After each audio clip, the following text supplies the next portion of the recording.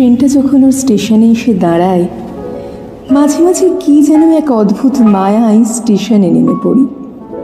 ভাবি 2-3 ঘন্টা সময় হাতে নিয়ে একবার দেখেই আসি মানুষটাকে, কেমন আছে, কীভাবে আছে, ঠিকঠাক মতো খেয়েছে কি, জলের বোতলগুলো কি খালি হয়ে মেঝেতে গড়াচ্ছে, বিছানার চাদরটা হয়তো অনেক দিন বদলায়নি, হয়তো বিছানার আরও কিছুটা অংশ দখল করেছে নতুন কয়েকটি বই, এখন হয়তো সারা দিন শব্দগুলোর সঙ্গে সংসার করে পড়ার টেবিলে মাথা রেখে ক্লান্তির কোলে ঢলে পড়েছে।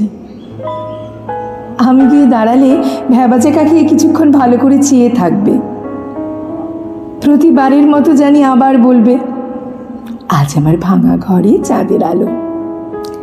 তারপর পাঞ্জাবির পকেট খুঁজে ছুটে যাবে পাশের দোকানে, চা ঘুগনি নিয়ে এসে আমার হাতে ধরিয়ে দিয়ে বলবে, কোনো কথা নয়, জানি, সোজা অফিস থেকে এলে। যে সময়টা ও আমার জন্য খাবার আনতে যায়, আমি সেই অবকাশে ওর বিছানাটা যত্ন করে গুছিয়ে রাখি।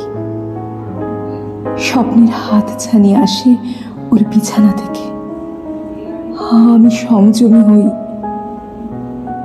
এই প্রেমে যে স্পর্শ নেই, আর আমার নেই সেই স্পর্ধা।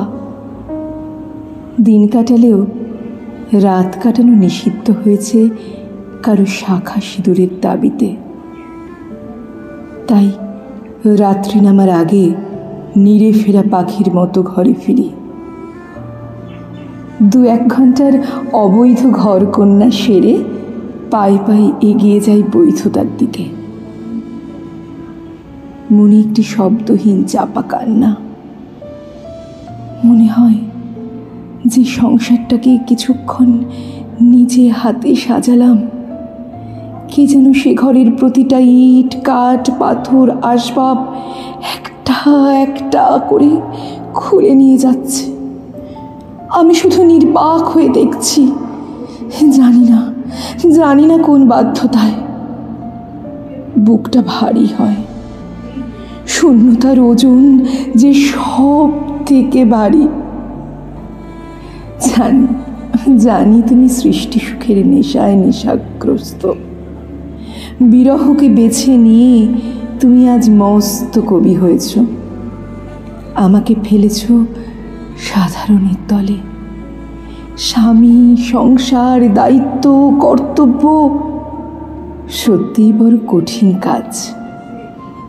তবে কেউ না জানুক, আমি জানি আজ এই সাধারণকে জয় করে আমি নিজের কাছে তোমার থেকেও অসাধারণ হয়েছি।